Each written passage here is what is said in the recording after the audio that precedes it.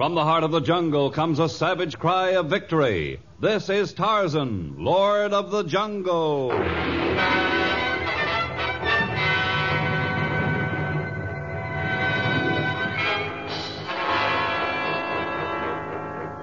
From the black core of dark Africa, land of enchantment, mystery, and violence, comes one of the most colorful figures of all time, transcribed from the immortal pen of Edgar Rice Burroughs. Tarzan, the bronzed white son of the jungle. And now, in the very words of Mr. Burroughs, the story of Arab vengeance.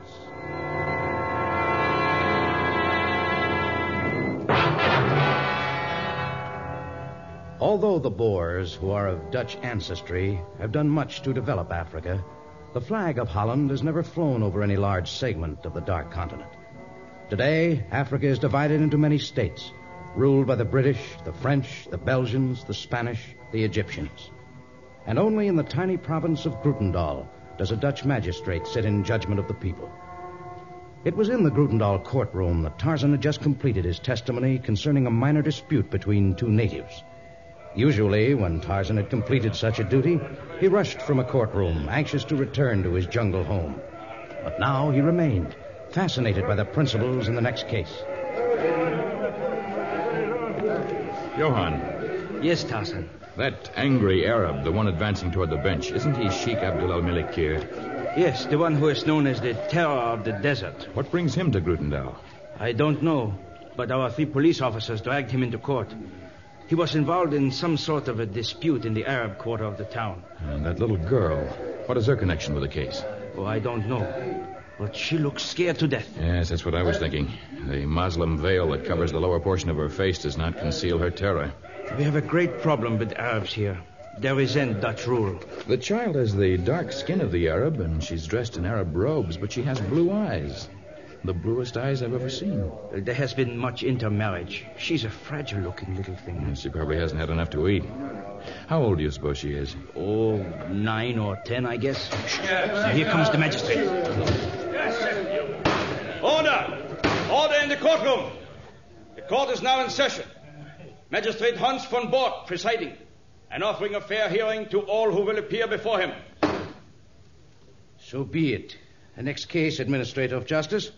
'Tis the case involving Sheikh Abdul al-Malikir and the townsman by the name of Qasim el-Shihabi. And well might Qasim el-Shihabi be called before the bar of justice for the indignity he has caused me to suffer. He will get his just deserts, even in a Dutch court. Sheikh Abdul al-Malikir, your reputation as a fearful marauder of the desert is well known, even in our tiny province of Grootendal. But we will not stand for any disrespect of this court or the government it represents. I apologize most humbly, Your Honor. The truth of the matter is that I am an honorable man. My anger is caused by the dishonesty of one I bargained with in good faith. You refer to Qasim? By Allah, it is to Qasim that I do refer. The cheater, the thief. In what manner did Qasim cheat you? I bought his daughter from him for 20 pieces of silver. I desired her for my bride, and he had agreed to the price. Yet when I came to take her from his house, she bit and scratched and kicked me. Qasim did nothing to help me subdue her. You needed help? There was a crowd of 100 of your citizens outside the house. They stoned my servants. They cut the thongs that tethered my steed so that he ran away, and they dared to threaten my life. Is this true, Qasim? Yes, Your Honor. You see, my neighbors did not approve of the sale of my daughter. But I gave my word. I have already spent the silver he paid me for the girl. I shall have to deliver her to him. Oh, no, Father. Please don't deliver me into his hands. Please, please, please. Order. Qasim, Sheikh, you mean this small child is the one you discussed? Well, she's hardly more than a baby. She is of marriageable age according to the customs of our people. And regardless of the findings of this court, I intend to have her as my bride. Johann, we have to do something to protect that child. This case does not concern you, Tarzan. And besides, I doubt that there is anything you can do to thwart the will of Sheikh Abdul al-Malikir.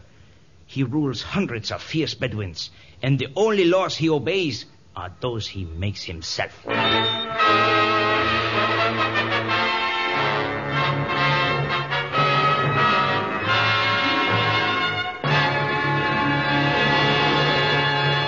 We shall return to our story in just a moment.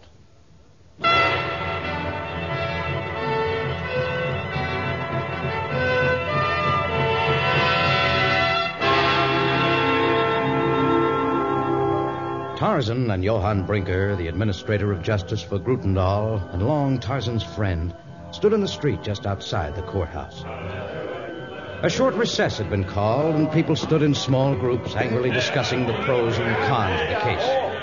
With every passing moment, more people seemed to crowd into the small cobblestone square in front of the sun-whitened building. There were natives carrying heavy loads upon their heads, local merchants who were plainly of Dutch extraction, bearded Arabs who tethered their horses near where Tarzan and Johann stood talking. Where are they all coming from? I don't know. I thought the courtroom already held the entire population of the city. I don't like the looks of all these Arabs. They are a fierce-looking crowd. Well, you're the administrator of justice. Can't you question their business here? You don't understand. We are sitting on a keg of dynamite. There are perhaps 100 Dutch in the city. There are twice that number of Arabs, and 3 times that number of natives. If I started to interrogate those who have committed no obvious crime, I would jeopardize our entire position here. I see. Well, it's time for the case to resume. Tarzan, I'd advise you to return to the jungle. Believe me, I mean no disrespect when I tell you that this case of the bartered child does not concern you. Anything that disturbs my heart and my mind concerns me. I shall return to the courtroom with you.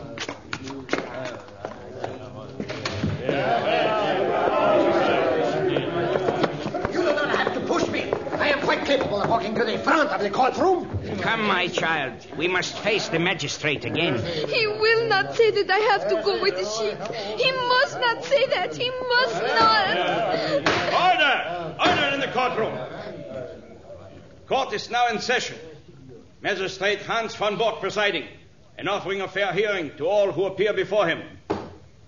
So be it. Sheikh Abdul El-Malik Kerr, Qasim El-Shibhawi, please step up here. You too, little one. I come before you once again, Your Honor, but my patience is nearing its end. How much longer must I waste in this miserable city? I have paid for the girl, and she is mine. That remains to be seen. During the recess, I made inquiries concerning the child. No one knows much of her, since you are apparently newcomers here. Is that correct, Qasim? It is true, Your Honor. We come from distant lands. How old is your daughter? She's 16. 16? She looks hardly half that age. My dear, answer me truthfully. How old are you? One must do as one's father commands. One must do as the court commands. It is the law. Disregard any instructions your father has given you where it concerns a lie.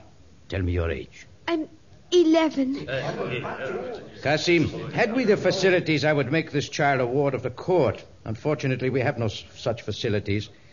You are well aware that according to Dutch law, a girl cannot be given in marriage until she is 16. I order you to return the money to the sheik and call off this unholy marriage arrangement. Even had Qasim not used the money for drink, I would not accept the money back. I have made a bargain. I have bought a bride. I will not be denied. The court's decision has been reached. Qasim, take the girl home and guard her well. Next case. Your Honor, how can you do this thing? What?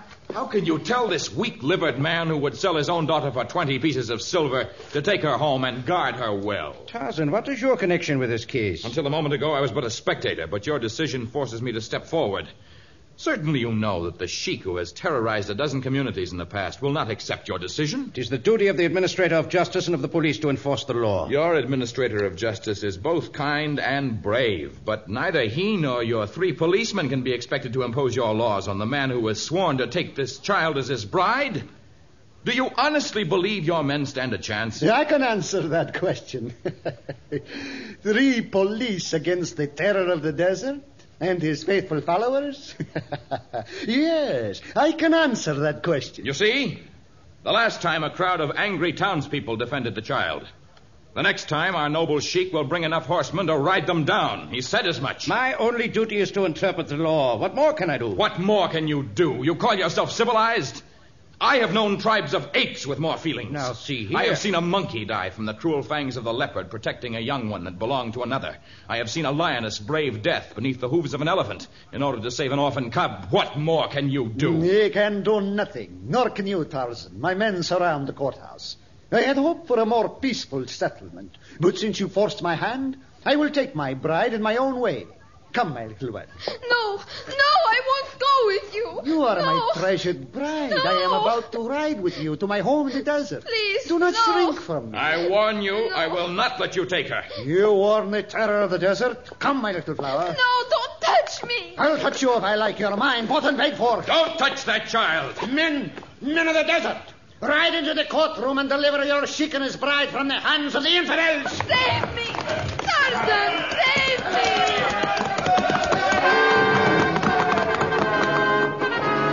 Through the doors of the courtroom plunged a score of Bedouin warriors astride fine Arabian steeds.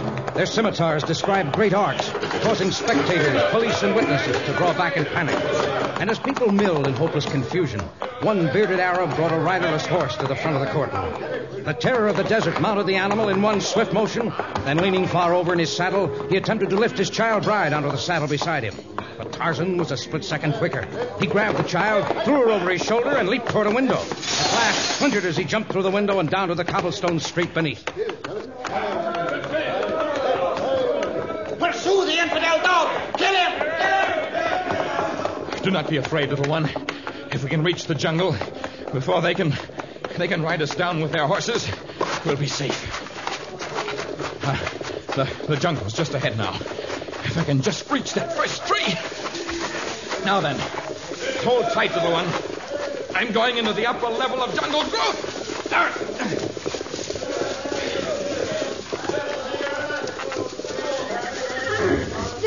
Their horses have come to a halt. They can go no further. There are no paths through the section of the jungle. Then we are safe? I doubt that any of the Sheik's men can follow us through the jungle. Certainly they can never catch us here in the treetops. But we cannot remain in the treetops forever. No, and that is our great problem. For Sheik Abdul al-Malik Kher will not rest until he has reclaimed his property. You won't let him take me? He commands hundreds, and I am but one. But I will give my life, if need be, to keep you from him. What is your name, small one? I am called Aladina. Aladina? That is a curious name. It is from the name Aladdin, he who possessed the magic lamp. It is too bad you have no magic lamp. If I had one, I would summon the genie and command that he protect us, so that I could remain forever with you, Tarzan. If we can outwit the Sheik, perhaps you can remain with me. I should like a small daughter. Alas, I know in my heart of hearts that I am doomed, that no matter how fast we run or how far, the cruel Sheik will catch me. It is in the stars.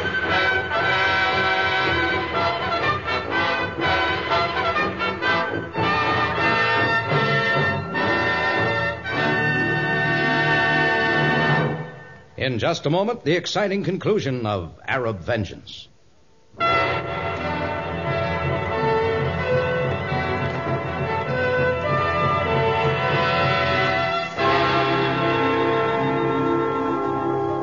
As Tarzan traveled north, nearing his seacoast cabin, he glanced down frequently at the small girl child he held in his arms. At times, she dozed gently as he carried her through the middle level of jungle growth, and then again she awakened to stare up at him with incredibly blue and trusting eyes. Perhaps he could keep her as his daughter. Perhaps he could permanently erase the terror he'd once seen in those eyes. He traveled more slowly than usual, lest he jar her. He took wide detours to avoid animals that might frighten her. And so it was that for once Tarzan did not outdistance his enemies. Sheik Abdul al-Malik Kher and his band of fierce Bedouins were not far behind. You're awake again, Aladina. I had a nightmare. Instead of nestling within your arms, I was being held by him. It was horrible. Oh, no. Let's not think of him at all. But I did think of him, and the thought caused my heart to hesitate and grow weak. Why are you stopping? Because I suspect the real reason for your weakness stems not from your heart, but your stomach. When did you eat last? I am not sure. It was before the court convened. Oh, but that's more than 24 hours ago. Where are you going? I see a small animal up on the ground. We shall both need food. You aren't going to kill it. I dislike killing animals, but it's the law of nature. Hold the trunk of the tree tightly, Aladina. I shall return in a few moments.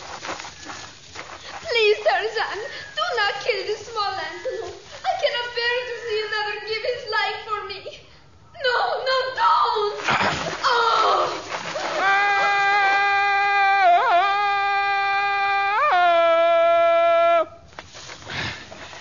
Now to tie Wappy's legs and toss the carcass over my shoulder. I was sorry to kill, but the child must have meat. She's so thin now that you can hardly... It was the cry of Tarzan. They came from that direction. After them, men. After the infidel foe. Tarzan, it is the Sheik and his men. They heard your cry. I should not have sounded my victory cry. It came to my throat without thought. Come, Aladina. We must fly like the wind. Where can we go that they will not follow? My cabin is just ahead. If we can reach it before we're overtaken, we shall be safe. But Tarzan's devious path had placed him further from the cabin than the men of the Sheik. Seeming to sense his goal, they entered the small clearing that surrounded the cabin. They were a scant 100 yards from its door as Tarzan, hampered by the weight of the animal and the child, leaped from the trees and ran for the cabin's protection. The Arabs were on his heels, their arms reaching out for him, their cruel scimitars ready to wreak death. And with each step they grew closer. But from some hidden source, new power flowed into Tarzan's limbs.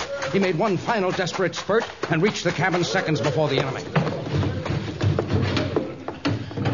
Aladina, quick, help me bar the windows. You get that one over there. Climb up on the chest. I can do it. I'll help. There.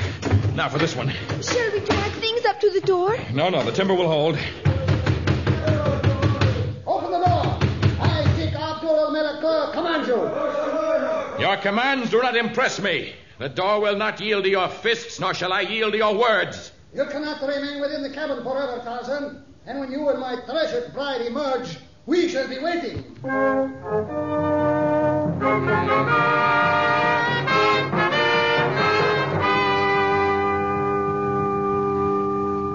Are they gone, Tarzan? They have withdrawn to make camp a little distance from here. How can you tell? Their scent comes to me, but it is faint. They must be plotting something. Perhaps they plan to burn down the cabin. No, they could not draw close enough to do that, Aladina. My arrows can reach to the edge of the clearing. You wouldn't kill them. No, let's not talk about them anymore. Let's talk about you. Your father said you came from distant lands. Where is your home? I am not sure. Ever since I can remember, we have moved from one place to the next. Moved before I got to know anyone. Just you and your father? Yes. My mother is dead. I don't even remember her. I was too small when she... You must have got your blue eyes from her, huh? My father blames her for my blue eyes and for my size. He says if I were plump and brown-eyed, like some Arab girls, he could have secured many more pieces of silver for me. Ah, your father does not deserve you. You shall remain here as my daughter. I will rout the Arabs, though there be twice 100 of them. But it will not be done in one day. No, of course not. And in the meantime, you must eat. It's now almost 3 days since a morsel has passed your lips. Come, Aladina, the meat is good. Truly, I am sorry, Tarzan, but I cannot eat the flesh of an animal I saw you kill. I tried, but something swelled in my throat. I cannot eat it. Would you eat fruit if I could secure it? Do you like fruit? Yes, I do. But you cannot go into... Oh, they can never catch me. You will be safe here so long as the doors and windows remain barred. Do not open them until I've returned.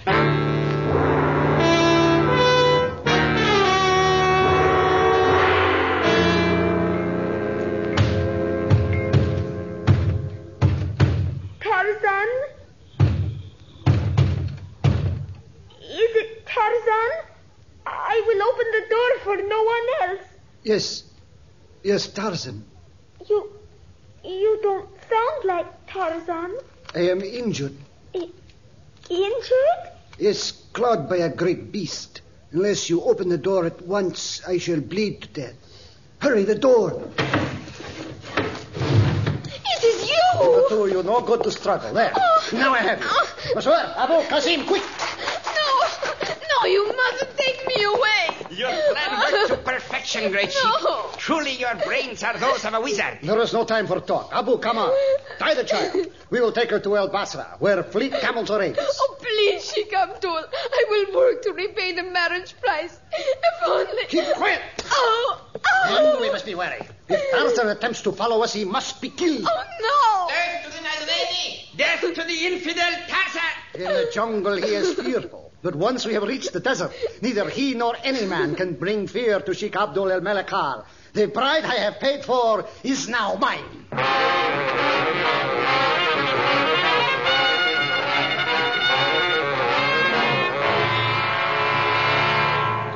Aladina!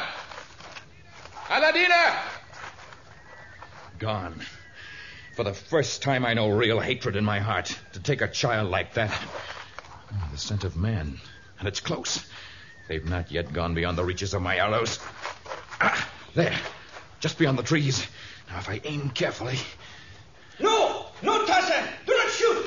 It is your friend Johann! Johann! I have been traveling all day to reach you.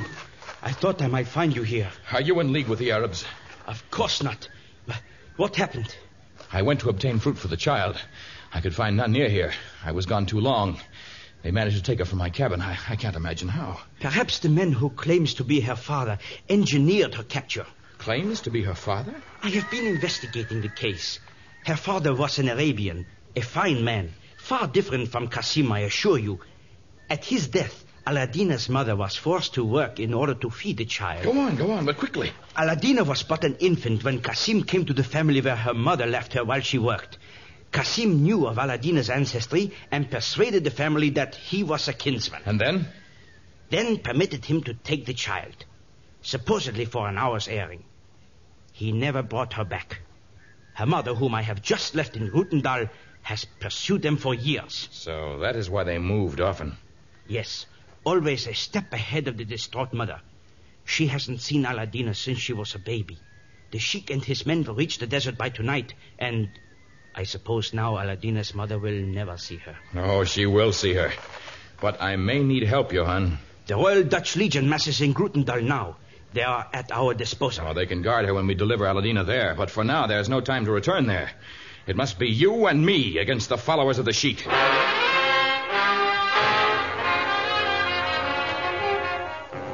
All that day, Tarzan and Johann Brinker traveled through the jungle. And that night they hired camels at El Basra and continued to follow the spoor of the swiftly moving Bedouins. Perhaps, as the sheik had boasted, Tarzan would have been no match for him on the desert, had the sudden sandstorm not begun to swirl and dance across the endless plain. Great masses of sand were hurled against them. Their animals staggered before the weight of the shifting mountains of dust. The wind and the sharp sand particles whipped Tarzan and Johann's faces and stung their eyes. But still they kept on, heads lowered, jaws set in grim determination. Tarzan, I know how determined you are, but certainly no one can keep going in the storm. We'll keep going. But even Arabs make camp in such a wind. That's what I'm counting on. Arabs stretch their canvas so that the sand will pile up against it and form a protection. Yeah, that's right. They gather their camels into a circle. Johann, you can hold our camels while I stampede theirs. Then I can round the embankment of sand that protects the sheik and his men without being seen until the last moment. It's a foolhardy move. Yes, so foolhardy, no one could be expected to make it. That's why it has a chance of succeeding. Johann, look! That camp ahead. You're right. The bank of sand. The camels in a circle. Hold our camels as best you can in this wind. Good luck, Tarzan.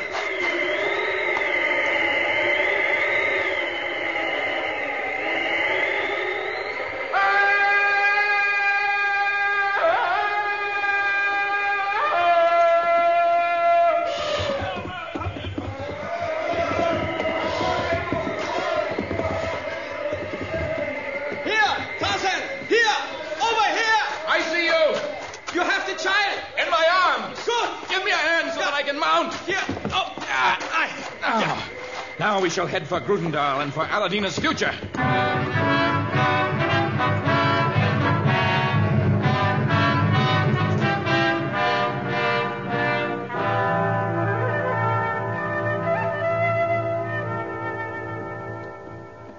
Well, Aladina, the city of Grutendal lies ahead.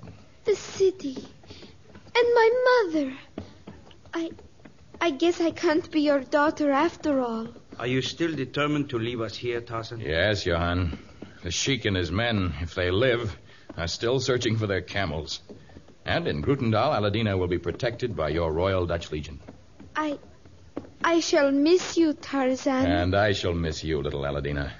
But maybe someday, like Aladdin, from whom you got your name, you shall secure a magic lamp. And when you rub it, perhaps I shall appear instead of a genie.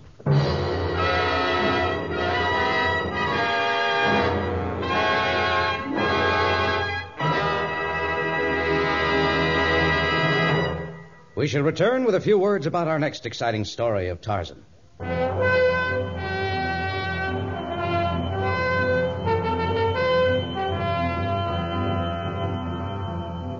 A potentate with thousands of fanatical followers. A son trained to rule with the same relentless will as his father. Experts skilled in the art of torture. A snarling pack of panthers trained by man to hunt for man. These are the elements that go to make up Tarzan in Captivity, our next thrilling story of the Lord of the Jungle. Tarzan, the transcribed creation of the famous Edgar Rice Burroughs, is produced by Walter White, Jr., prepared for radio by Bud Lesser, with original music by Albert Glasser. This is a Commodore production.